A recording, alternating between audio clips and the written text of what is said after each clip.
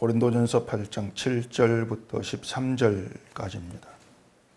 그러나 이 지식은 모든 사람에게 있는 것은 아니므로 어떤 이들은 지금까지 우상에 대한 습관이 있어 우상의 제물로 알고 먹는 거로 그들의 양심이 악하여지고 더러워지느니라. 음식은 우리를 하나님 앞에 내세우지 못하나니 우리가 먹지 않는다고 해서 더 못 사는 것도 아니고 먹는다고 해서 더 잘 사는 것도 아니니라. 그런즉 너희의 자유가 믿음이 약한 자들에게 걸려 넘어지게 하는 것이 되지 않도록 조심하라. 지식 있는 내가 우상의 집에 앉아 먹는 것을 누구든지 보면 그 믿음이 약한 자들의 양심이 담력을 얻어 우상의 제물을 먹게 되지 않겠느냐. 그러면 내 지식으로 그 믿음이 약한 자가 멸망하나니 그는 그리스도께서 위하여 죽으신 형제라. 이같이 너희가 형제에게 죄를 지어 그 약한 양심을 상하게 하는 것이 곧 그리스도에게 죄를 짓는 것이니라. 그러므로 만일 음식이 내 형제를 실족하게 한다면 나는 영원히 고기를 먹지 아니하여 내 형제를 실족하지 않게 하리라. 아멘. 기도하겠습니다. 예수 그리스도의 피로 세워진 교회로 모였습니다. 교회됨이 어떤 것인지를 또 말씀 안에서 배워가게 하시옵시고 늘 우리가 나만 바라보고 나의 중심으로 나오지만 그 모든 것들이 주 앞에 죄로 드러나면서 온전히 주만 바라보고 우리가 입은 바 그 은혜 안에서 함께 할 수 있는 복된 교회로 세워져 가도록 주님께서 간섭해 주시옵소서. 예수님 이름으로 기도합니다. 아멘. 신자가 진리를 안다 이렇게 얘기를 합니다. 그렇게 우리가 진리를 알고 또 진리 아래에 있을 때에 그 진리가 이제 우리에게서 어떻게 나타나는가 이걸 묻는다면은 뭐 여러 가지로 답할 수가 있겠지만 아무로 진리는 우리에게서 자유로 나타난다.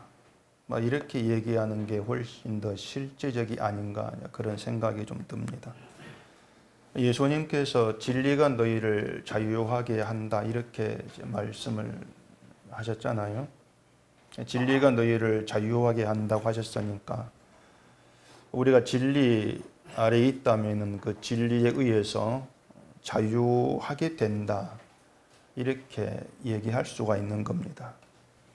그 말은 신자에게 자유라고 하는 것은 우리가 스스로 누리거나 또 내가 할 수 있는 그런 문제가 아니라는 뜻이 돼요.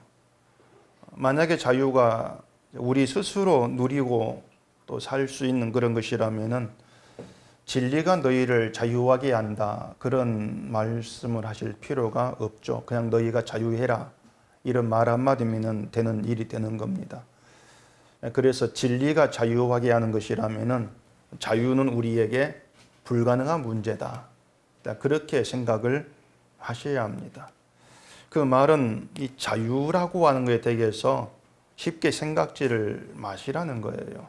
절대 쉬운 게 아니고 진리로만 가능한 게 자유입니다. 제가 지금 여러분께 자유하십니까? 이렇게 묻는다면은 또 역시 헷갈릴 겁니다. 여러분들은. 헷갈릴 수밖에 없는 것은 자유에 대한 이해가 부족하기 때문이기도 할 수 있고 또 자유에 대해서 우리가 신앙생활하면서 자유라는 이 문제에 대해서 좀 생각하고 고민한 적이 없기 때문에 헷갈릴 수밖에 없는 겁니다. 그런 점에서 보면은 지금의 교회는 교인들을 너무나 무기력한 존재로 만들어 버리는 게 아닌가 싶어요. 제가 볼 때는 지금의 기독교인들은요, 마치 그 생각 없는 헛개비, 허수아비 같이 보입니다. 저에게는 그렇게 보입니다. 주일날 나와서 예배 드리고 또 교회 봉사하고 기도하고 이런 거에는 굉장히 열심이죠. 열심인데 이제 그런 열심만 있을 뿐이지 진심으로 진리 안에서 살고 또 진리를 믿는 이런 문제에 대해서는 너무나 무지하다. 그렇게 보고 싶어요. 교회 일에 난 열심히 있으니까 믿음이 있다. 이렇게 생각을 하고 또 예수를 믿고 내가 십자가를 믿으니까 난 진리를 믿는다. 이렇게 쉽게 대충 생각을 하고 넘어가 버리죠. 근데 들여다보면은 자유와는 무관한 상태다. 그렇게 얘기할 수밖에 없습니다. 자유는커녕 늘 뭔가에 붙들려 있어요. 붙들려 있어서 자유가 없는데 정작 자신은 그런 문제에 대해서 전혀 관심을 안 두는 겁니다. 그래서 이제 여러분 어떻습니까? 이렇게 묻고 싶은 것인데, 자유라고 하는 이 문제가 여러분에게 중요한 것으로 다가오는가? 일단 그것부터 생각해 보세요. 아마 아닐 겁니다. 나에게 자유가 그렇게 중요한가? 그렇게 중요하다고 생각지를 않을 거예요. 내가 자유를 알지를 못하고 또 자유에 대해서 내가 생각하지 않아도 아무런 문제 없이 난 신앙생활을 잘하고 있어. 아마 그런 생각이 얼핏 들 거란 얘기입니다. 근데 나는 잘하고 있다고 생각하지만은 사실은 그게 잘하고 있는 것이 아닐 수가 있는 겁니다. 잘하고 있는 게 아니다. 이 사람은요, 모든 문제를 항상 자기 중심으로 생각을 합니다. 내 입장이 가장 중요해요. 그래서 나에게 손해만 없으면 된다. 이런 생각이 굉장히 짙게 깔려 있습니다. 그러니까 나에게 손해만 없으면 된다. 이런 생각이 잘못된 것이고 그게 착각이라는 것이죠. 왜냐하면요, 신자라는 거, 우리는 나를 위해 존재하는 것이 아니고 누굽니까? 예수 그리스도를 위해 존재하단 말입니다. 바울도 그랬잖아요. 너희의 몸으로 하나님께 영광을 돌리라고. 그러니까 우리 몸 자체가 나를 위해서가 아니고 하나님의 영광을 위해 지음받고 존재를 하는 겁니다. 근데 우리가 이제 그런 말들을 당연하게 듣고 또 받아들이긴 하는데 정작 문제가 뭐냐면 내 생각과 마음이 너무 변덕이 심하다는 거예요. 우리의 생각과 마음이 너무 왔다 갔다 합니다. 그러니까 들을 때는 당연히 진리의 말씀, 그게 맞아 진리야 이렇게 듣긴 하는데 항상 보면 순식간에 돌변해요. 그 말씀으로부터 마음이 돌아서고 잊어버려요. 그게 우리 습성이에요. 제가 이제 목사 입장에서 바울의 심정을 생각을 좀 해봤습니다. 바울이 여러 교회에 편지를 보냈잖아요. 주로 교회 문제에 대한 내용으로 편지를 보냈습니다. 바울이 편지 보낸 모든 교회는 이제 바울이 복음을 전한 그런 교회들인데 그 바울이 전한 복음 위에 그 교회들이 제대로 서 있지를 못하고 다른 교회들이 흔들리는 그런 경우가 굉장히 많은 거예요. 예를 들어 갈라디아 교회도 이제 그 중에 하나인데 그 갈라디아 1장 6절 보면은 그리스도의 은혜로 너희를 부르신 이를 이같이 속기 떠나 다른 복음을 따르는 것을 내가 이상하게 여기노라 이런 얘기를 바울이 했단 말입니다. 갈라디아 교회가 그 바울이 전한 복음에서 떠난 거예요. 떠나고 다른 복음을 따랐단 말입니다. 그들에 대해 바울이 1장 8절에서 이렇게 얘기합니다. 그러나 우리나 혹은 하늘로부터 온 전사라도 우리가 너희에게 전한 복음 외에 다른 복음을 전하면 저주를 받을지어다. 굉장히 심각한 얘기를 던진 거예요. 그러니까 다른 복음을 전하는 자나 그 다른 복음을 따르는 자나 모두가 저주를 받는다는 거죠. 그 갈라디아 교회는 요즘 말로 하면 바울이 개척한 교회입니다. 바울이 개척했어요. 근데 그 교회가 바울이 전하는 그 은혜의 복음에서 멀어지고 율법주의자 말에 기울어진단 말입니다.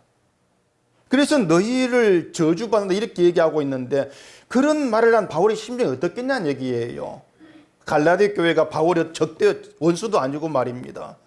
내가 복음 전에 세워진 교회인데 그런 교회를 향해서 저주받는다. 이런 말을 하는 게 그게 그 심정이 그냥 뭐 아무렇지 않게 그런 말을 하지는 않았을 거란 얘기입니다. 뭔가 답답하기도 하고요. 괴롭기도 하고 어떤 그런 심정으로 그 말을 던지지를 않았겠냐고 하는 거죠. 바울은 그게 사랑이었죠. 그들을 뭐 정찰하게 하려고.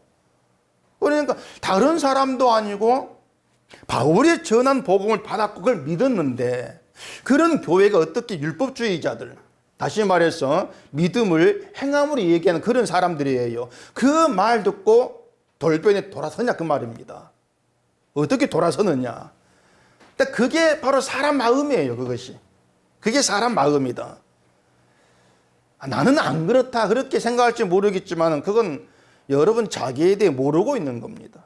사람 마음은요, 늘 내 마음에 드는 다른 말에 돌아설 준비가 되어 있습니다. 항상.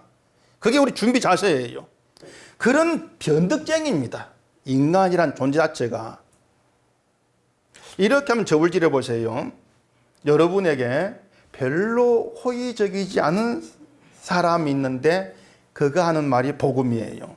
반대로 여러분에게 아주 호의적인, 잘해주는 그런 사람이 있는데 그가 하는 말은 복음이 아닙니다. 그런 경우에 여러분의 마음이 어디로 기울어지겠습니까?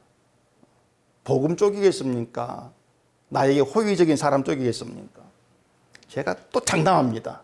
장담하건대 나에게 호의적인 사람, 그쪽으로 마음이 기울어질 수밖에 없는 거예요. 그래서 그 사람 말이 맞는 말로 들리게 되어진다는 얘기입니다. 그러니까 우리의 그 어떤 마음이라는 게 늘 그런 식으로 영향을 받아요. 그렇게 영향받고 흔들리고 기울어지는 거. 그게 우리 연약함이고 습성이기 때문에 이 신앙의 문제에 있어만큼은 늘 조심하셔야 되고 경계하셔야 돼요, 여러분들이. 늘 그러셔야 돼요.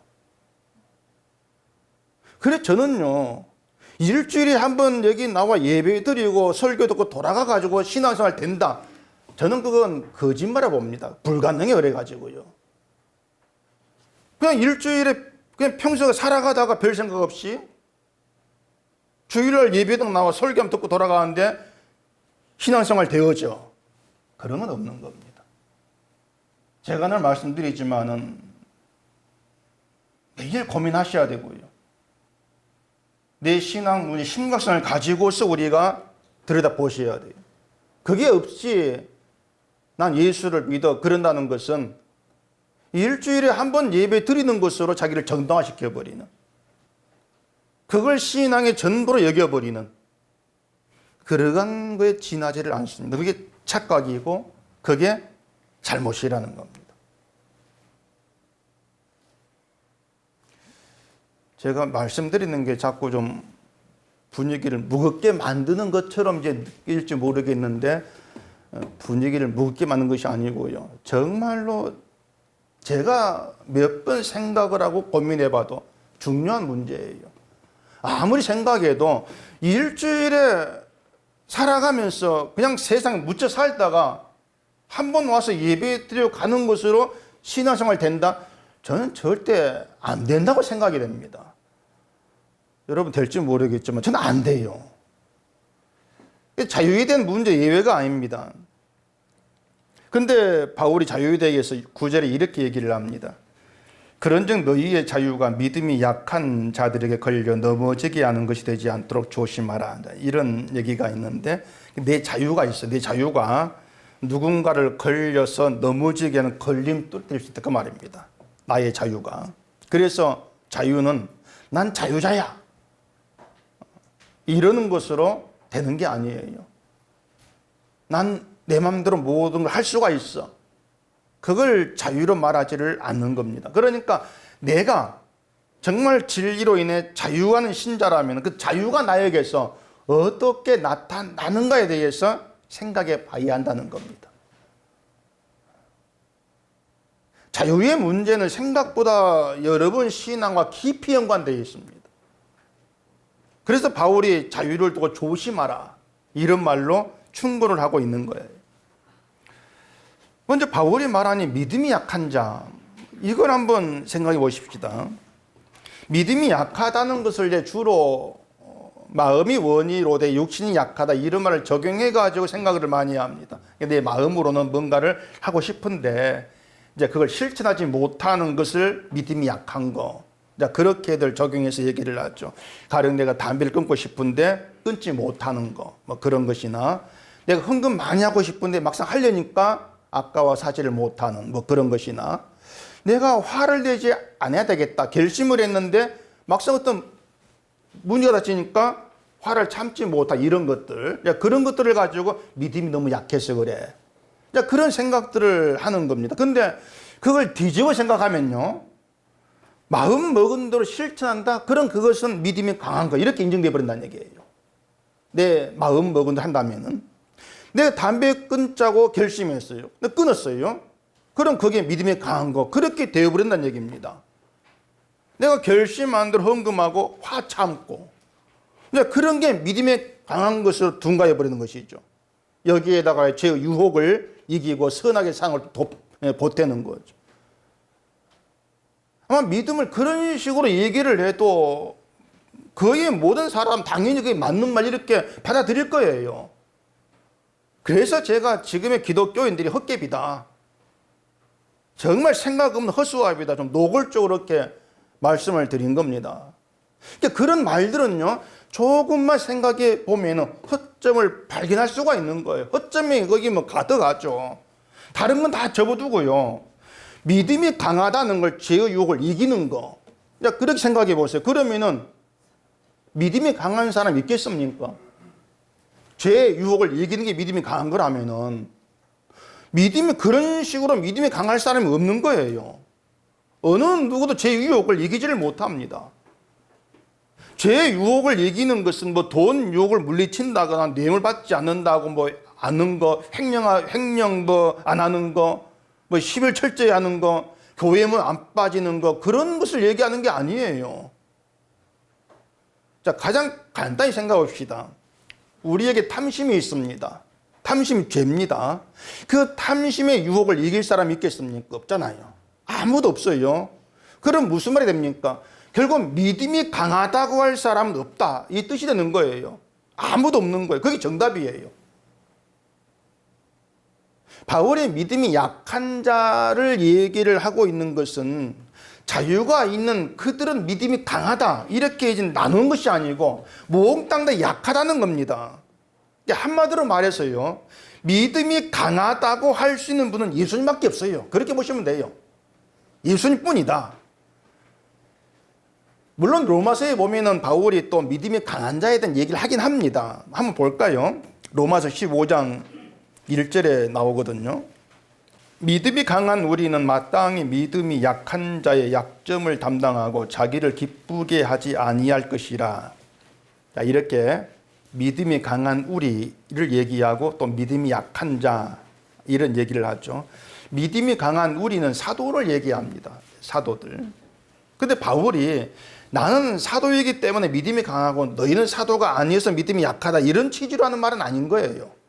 다시 말해서 목사는 당연히 믿음이 강한 사람이고 교인은 믿음이 목사 한 수 아래다, 그래서 믿음이 약하다, 이러한 뜻의 말이 아닌 겁니다. 교인들을 보면은요, 목사보다 더 믿음이 진실한 분들이 많아요. 은석교는 다 믿음이 진실하죠. 제가 없는 말 하려면 자꾸 입술이 갑이 막 간지러워져. 바울이 말하는 믿음의 그 강함과 약함은 믿음의 어떤 수준, 믿음의 실력을 말하는 게 아니고 역할이에요. 역할을 얘기하는 거예요. 믿음의 실력이 있는 사람 아무도 없어요. 다시 말하지만 아무도 없습니다. 굳이 실력을 얘기하자면은 약한 자의 약점을 담당할 수 있는, 이게 실력이에요. 또 오늘 본문에서 얘기한 것처럼 나의 자유가 믿음이 약한 자들에게 걸려 넘어지지 않게 하는, 그걸 이제 조심하는 거. 근데 그것도 우리 실력은 또 아닌 거죠. 왜냐하면 하나님의 사랑을 받았고 그 사랑을 아는 신자에게서 그런 모습이 나와지기 때문에 그런 거란 말입니다. 다시 말해서 사랑에 의한 힘이라는 거죠. 자유라는 것 자체가. 때문에 성경은요, 그래요. 항상 인간을 배제하는 그런 해석이 돼야 됩니다. 만약에 인간을 배제한 해석이 되지를 않으면 분명히 인간을 자꾸 믿음이 강한 사람하고 약한 사람하고 나누게 되어 있습니다. 저 사람 보니 믿음이 약한 사람이고 이 사람 믿음이 강하고 늘 나누게 되어 있습니다. 그리고 믿음이 강한 사람이 약한 사람을 도와줘야 돼, 봐줘야 돼, 이런 식의 말을 하게 될 수밖에 없는 거예요. 그걸 사랑 이렇게 얘기하겠지만은 하나님 앞에서 우리는 죄인으로 동일한 인간들입니다. 죄인으로 동일해요. 그런 인간을 강한 자와 약한 자로 나누는 것 자체가 잘못이란 얘기예요. 동일한데 어떻게 나눌 수 있냐 그 말입니다. 그게 잘못된 해석이 이해가 돼버린다는 얘기입니다. 근데 교회가 성경 해석을 보면 늘 인간 중심으로 해요. 제가 말씀을 드린 것처럼 인간을 배제하게 되면 마치 성경 해석이 안 되는 것처럼 생각해 버립니다. 인간 배제하면 이건 인간은 뭐냐 이런 반론을 하죠. 제가 그 성경에 말하는 기도에 대해서 얘기를 하면은 주로 이제 곤란해하는 것이 그럼 기도할 것이 없지 않습니까? 이런 자꾸 이제 얘기를 합니다. 그럴 수밖에 없는 게 지금껏 자기를 위해 기도하는 게 습관으로 되어 있는데 그게 기도가 아니다 이렇게 해버리니까 그럼 내가 뭘 위해 기도해? 기도할 게 없잖아. 이런 문제에 부딪히는 겁니다. 항상 세상에서 내 인생을 위해 기도했는데 그걸 이방인의 기도 이렇게 해버리면은 이제 기도할 게 사라질 수밖에 없는 거죠. 근데 대신 다른 게 기도에 들어가면 되지 않습니까? 뭐냐면 예수님의 십자가가 들어가면 되는 거예요, 기도에. 그러면 예수님이 가신 십자가의 길로 가게 해달라고 기도해야 되잖아요. 예수님의 영광을 위한 도구로 나를 사용해달라고. 그래 기도할 수도 있는 거예요. 물론 이런 기도는 제정신 가지고는 못하는 겁니다. 진심으로 성령을 받았을 때, 성령 받아가지고 제정신이 아닌 사람이 되었을 때 이런 기도가 나오는 거예요.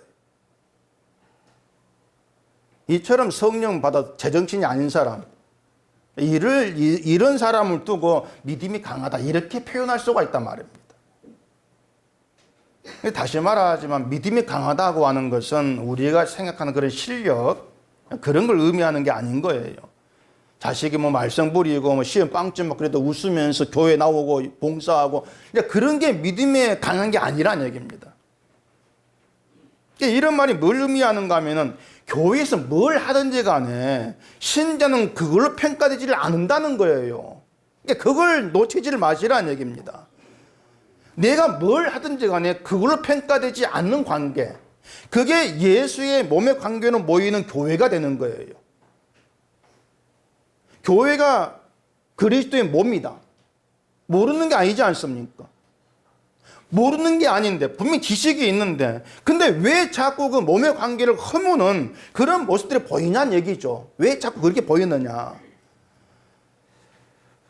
바울도 복음을 전했던 고린도 교회에서 몸의 관계를 허무는 그런 문제들을 되게 들었기 때문에 이제 편지를 보내는 것이고 로마 교회도 그렇고 갈라디아 교회도 그렇고 다 다르지가 않은 거예요. 교회를 허물어요 모두가 다. 다들 바울이 복음을 전한 그런 교회인데 복음 위에 온전히 서 있지를 못하고 자꾸 인간 습성 관습이 튀어나오더란 얘기입니다. 그걸 보면 우리가 실감하게 되고 확인하게 되어지는 게 뭐냐면요, 인간 우리는요 뭘 안다 할지라도 그 지식대로 살지를 못해요. 성경을 우리가 안다 해도 성경대로 못 살지 않습니까? 못 살아요. 그래서 복음이 우리에게 요구하는 게 뭐냐면은 네가 이걸 외우고 실천, 이것이 아니고요, 실천할 수 없는 실천이 안 되는 자신, 실천이 안 되는 그런 나를 보라는 얘기입니다. 우리 생각이 실천이 안 된 나를 보는 그런 방향으로만 나가기만 해도요, 나는 안다, 넌 모른다, 이런 문제가 없는 거예요. 나를 제대로 보기만 해도. 근데 우리 사이에 자꾸 그런 문제가 보이는 거예요. 나는 뭔가 좀 하는 것 같고 너는 아는 것 같고. 어쩔 수가 없어요. 인간 습성이라는 게. 그 어쩔 수 없다는 게 무슨 뜻인가면요, 인간 안 된 다 포기하고 네 멋대로 살아가 이것이 아니에요. 어쩔 수 없는 나를 성령이 인도하신다는 얘기입니다. 난 어쩔 수 없는데 그걸 성령께서 팽개쳐 놔버린 거 아니고 어쩔 수 없는 나를 성령께서 인도해 가신다. 그게 우리 속에 머물는 답이란 얘기예요. 그렇게 해서 우리 생각을 성령께 두게 하고 성령을 의지하게 하고 맡기게 하는 이게 복음의 취지예요. 이걸 믿음의 세계라 이렇게 얘기하고 있는 것인데, 이런 믿음의 세계에서 믿음이 강한 자와 약한 자로 나눠질 수가 없는 건 기정사실이에요. 그것은요. 절대 나누지를 못해요. 근데 바울이 로마 교회에게 믿음이 강한 우리는 이런 말을 하고 있는 것은, 믿음이 강하다면 그것은 너의 어떤 그 지식, 너의 자랑, 너의 즐거움을 위한 것이 아니고, 너의 강함이 믿음이 약한 자의 약점을 담당하는 거 드러나야 돼, 이 말입니다. 너 믿음이 강하냐? 그러면 너의 강함이 약함을 담당해야 된다. 그 얘기를 하고 있는 거예요. 약점을 담당한다는 것은요, 믿음이 강하다고 해서 약한 자를 무시하거나 자기 좋을 대로 하는 것이 아니라는 얘기입니다. 약한 자를 받아주는 거예요. 받아준다는 거. 그것이 믿음이 강하다는 것을 자기 자랑으로 여기지를 않는 게 되는 거죠. 믿음이 강하다는 것은 이런 의미가 있는 거예요. 다 강해집시다. 그게 자기 자랑이 되는 거죠. 그런 취지가 아닌 거예요. 그러니까 이런 복음의 안에서는요, 난 믿음이 강하고 넌 믿음이 약하다, 이런 의식이나 차별이 없게 되어지는 겁니다. 아예 누군가를 보면, 야, 저 사람 믿음이 약해, 그런 생각 자체가 없는 거예요. 본의 아니게 로마서 설교가 돼버린 것 같은데, 이 로마서 얘기가 본문과 다르지가 않습니다. 오늘 본문이 우상 제물로 인한 지금 문제가 되는 것이고, 로마서의 믿음이 강하고 약함의 문제, 역시 음식 문제였어요. 로마서에서도 채소만 먹는 사람이 있었는데 그들을 믿음이 약한 것으로 이제 이렇게 빗대 얘기를 하고 있는 겁니다. 마치 고린도 교회에서 우상 제물이 먹지를 못하겠다고 하는 것과 같은 것이죠. 본 8절에서 이렇게 얘기합니다. 음식은 우리를 하나님 앞에 내세우지 못하나니 우리가 먹지 않는다고 해서 더 못 사는 것도 아니고 먹는다고 해서 더 잘 사는 것도 아니니라. 로마 교회 동일한데 음식은 우리를 하나님 앞에 세우지를 못합니다. 음식이 우리를 하나님 앞에 세우지를 못한다는 것은 우상 제물이라 이렇게 하면서 음식을 먹지 않는다고 해서 우리가 더 좀 나은 자가 된다거나 더 못한 자가 된다거나 그게 아니라는 거예요. 그냥 음식일 뿐이라는 얘기죠. 음식을 나는 마음대로 먹을 수 있는 자유가 있어. 지식도 있어. 그렇다 할지라도 그것 또한 우리를 더 나은 자 되게 하거나 못한 자가 되게 하는 게 아니란 얘기입니다. 그래서 어떤 음식을 먹고 안 먹고 전혀 안으로 문제가 되는 것이 아닌데 우상 제물을 먹는 사람들은 그것은 믿음이 강한 것으로 그렇게 자기를 여겼던 거예요. 여기에 대해서 바울이 너희의 그런 자유가 믿음이 약한 자들에게 걸려 넘어지게 하는 것이 되지 않도록 조심해라, 이런 말을 던지는 겁니다. 바울의 이런 말에서 좀 기분이 좀 상할 분들이 있을 겁니다. 우상 제물을 먹지 않으신 분들, 제사 음식을 먹지 않은 분들은 좀 기분이 상할 수가 있죠.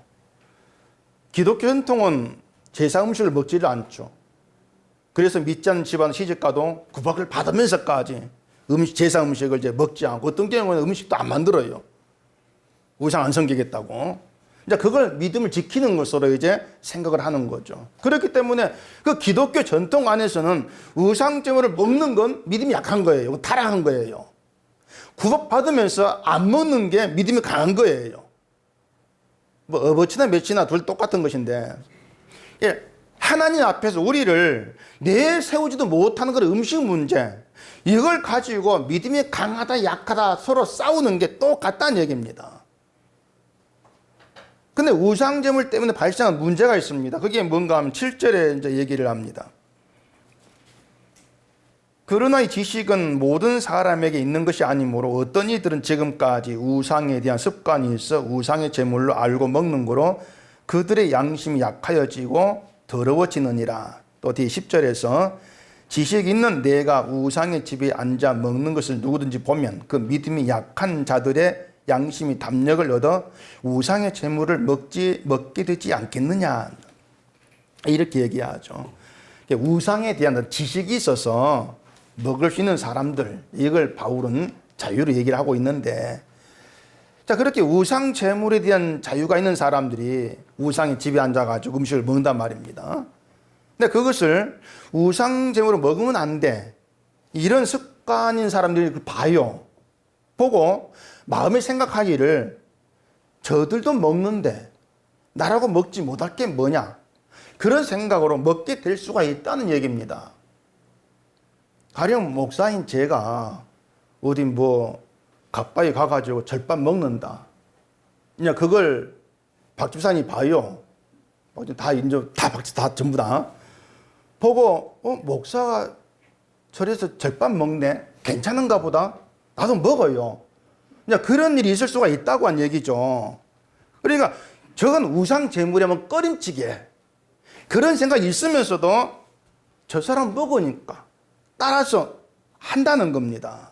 다시 말해서 우상에 대한 지식이 있어가지고 자유한 것이 아니고 사람을 따라서 자유한 척 한다는 얘기죠. 그런 사태가 있을 수가 있다는 얘기예요. 그럴 때 본인의 자유가 믿음이 연약한 자를 걸려 넘어지기 위한 결과가 된다, 그 얘기를 하고 있는 겁니다. 바울은 이것을요, 단순히 우상 제물을 먹지 않은 사람이 먹었다, 이런 문제를 안 보는 거예요. 굉장히 또 심각한 얘기를 합니다. 뒤에 11절 보십시다. 그러면 내 지식으로 그 믿음이 약한 자가 멸망하나니 그는 그리스도께서 위하여 죽으신 형제라. 이같이 너희가 형제에게 죄를 지어 그 약한 양심을 상하게 하는 것이고 그리스도에게 죄를 짓는 것이니라.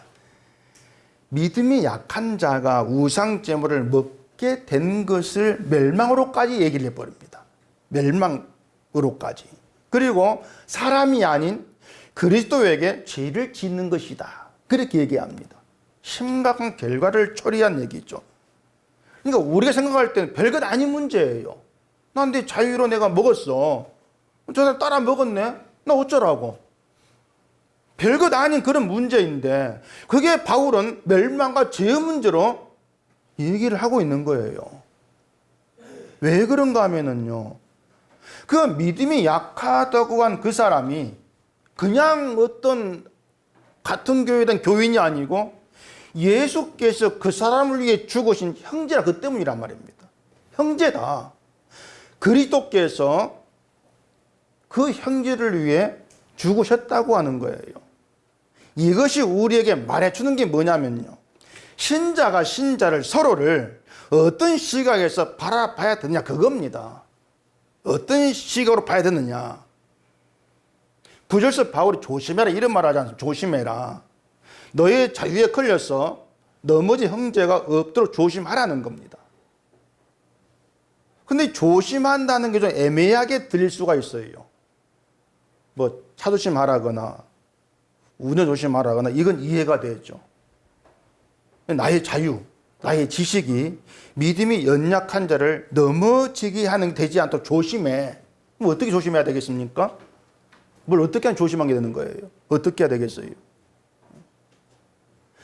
조심하라는 것은요, 잘 보고 다니라는 뜻이거든요. 차 조심해, 차 잘 보고 다니라는 그 뜻이지 않습니까?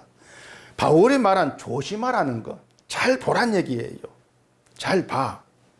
뭘 잘 봐야 하는가 하면은요, 우리가 함께하고 있는 형제가 누구냐, 잘 봐라, 그 말입니다. 잘 봐라. 여러분, 옆 사람 누구로 보입니까? 그냥 같은 교인이죠. 오래전에 코미디 프로 그 기억나는 게 나는 사람이 아니문이다, 이런, 여러분 그거 잘 모르시는가? 그 이름도 코미디 이름 모르겠는데 이상한 옷, 여자 옷인가 변장해가지고 난 사람이 아니문이다, 근데 그게 기억이 나요. 나는 은속교 교인이 아니문이다. 그럼 너 누구냐? 나는 예수께서 날 위해 죽으신 당신 형제문이다. 형제다. 잘 생각하세요. 단순히 같은 은속교회에 출석하는 교인으로만 보지 마시라는 얘기입니다. 몸으로는 같은 교회에 출석하는 교인의 관계이지만 영으로는 그리스도의 지체예요. 같은 지체다. 다른 말로 하면은 그리스도께서 그 사람을 위해서 피 흘려 죽은 형제다. 근데 우리가 이렇게 서로를 바라본다는 게 어려운 문제입니다. 참 어려워요. 그냥 교인으로 우리가 보는 게 일상적이죠.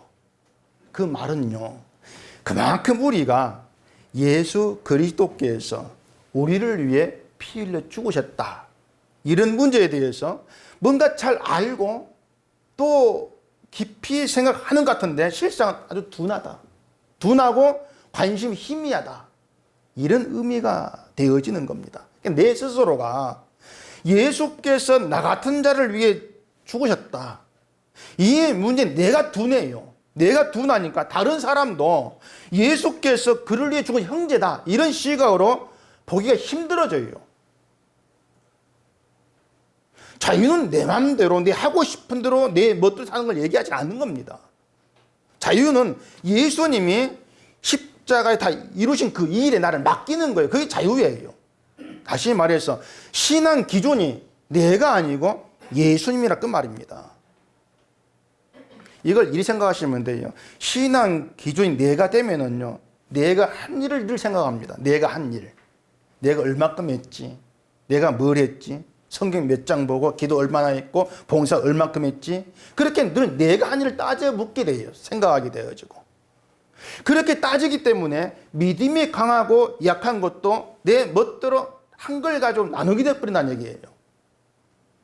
근데 신앙의 기준을 예수님께 두게 되어지면요, 신앙세계 자체가 달라져요. 본질이 달라져 버려요. 십자가에 다 이루신 예수님이 기준 되어지면요, 내가 행한 모든 것은 다 이런 예수 안 묻혀버려요. 예수 안에서. 그리고 날 위해 피 흘려 죽으신 예수님의 은혜만 드러나지는 거예요. 그게 신앙 기준을 예수께 두고 살아가는 것이에요. 그렇게 은혜만 바라보고 은혜의 나를 두고 살아가는 게 자유예요. 왜?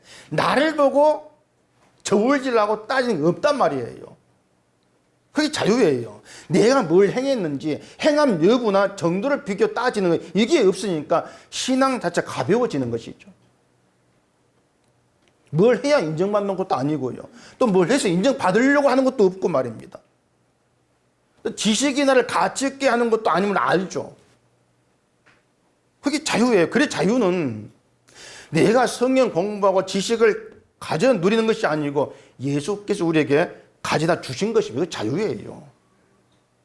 그렇다면은 난 우상점을 먹을 자유가 있어, 그렇게 자기 자유를 자랑하지를 않죠. 내 멋대로 살려고 하지를 않죠. 형제를 보게 되어지는 것이죠. 우상점을 먹지 않는 형제를 보는 거예요. 13절에 바울이 이런 얘기하십니다. 그러므로 만일 음식이 내 형제를 실족하게 한다면 나는 영원히 고기를 먹지 아니하여 내 형제를 실족하지 않게 하리라. 그게 바울의 자유였습니다. 무엇이든 바울이 매우는 게 없죠. 먹는 거 안 먹는 거 안 매여요. 그게 바울이 생각한 믿음이 강한 것이었습니다. 무엇이든 마음대로 먹을 자유가 있는데 그 자유를 약한 자의 믿음을 위해서 포기하는 것이죠. 안 쓰는 거죠. 바꾸어서 믿음이 약하다는 것이 뭘 의미하는가 하면은 내 행함에서 벗어나지를 못한 겁니다. 우상점을 먹으면 안 돼, 내가 기도 못했는데 하나님 기뻐하실까, 그런 것들이 믿음이 약한 부분에 해당이 되는 거죠. 그런데 그렇게 약한 믿음의 사람에게도 주님이 함께 하시고 주가 일하신다는 겁니다. 어떻게 일하십니까? 내가 나를 바라보면서 뭔가 붙들고 있을 때 나를 보지 않고 주만 바라보는 강한 믿음으로 세우기 위해서 주가 일하시고 계시는 거예요. 그렇기 때문에 내가 저 사람 보고 너 왜 그것밖에 몰라, 믿음이 약하네, 그렇게 얘기하고 있는 것은 주님이 그저 일하고 있는데 그 주님이 일하시면 내가 무시하는 게 되는 것이죠. 그게 자유가 아니란 얘기입니다.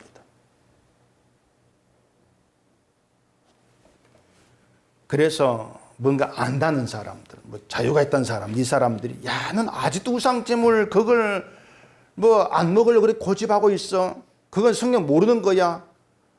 그런 조롱을요 할 수가 없습니다.